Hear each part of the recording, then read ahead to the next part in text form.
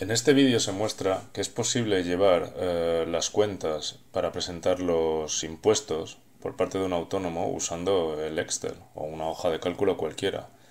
Lo único que hay que tener en cuenta para luego obtener unos informes en los cuales tengamos información detallada de cuántas facturas hemos introducido o cuántas o a qué momentos del año, qué trimestres en concreto corresponde la información, pues añadir unos cuantos campos a cada uno de los registros que se vayan metiendo.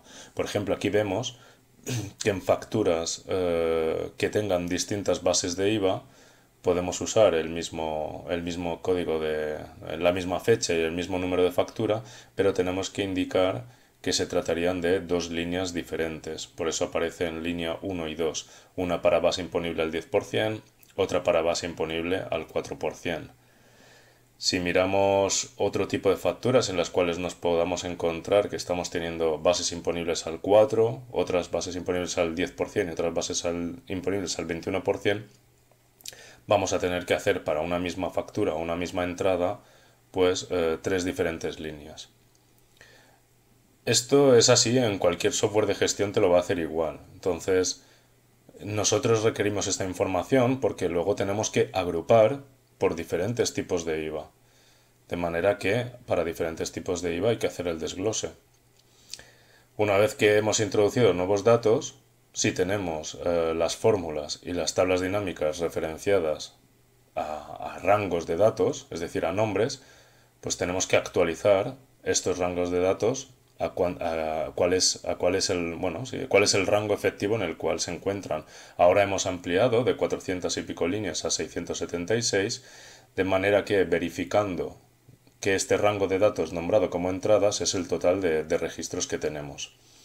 La tabla dinámica que teníamos en otra carpeta la podemos actualizar. En este caso vamos a mostrar el primer trimestre para ver cómo presentaríamos los impuestos y nos dice que tenemos estas cuentas de gastos y estas de ingresos.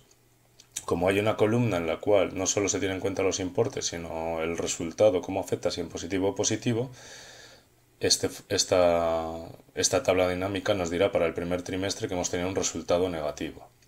Así podremos presentar el modelo 130 como declaración negativa, puesto que al tener un resultado negativo no habría que pagar.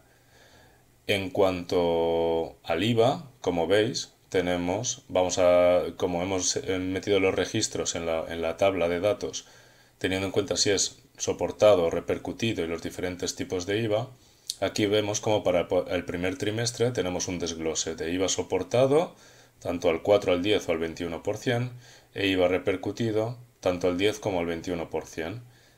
También vemos que para el primer trimestre el IVA sale a compensar, pero bueno. Y aquí tenemos una tabla dinámica que hemos hecho para las retenciones. Tenemos dos tipos de retenciones y dos tipos de proveedores.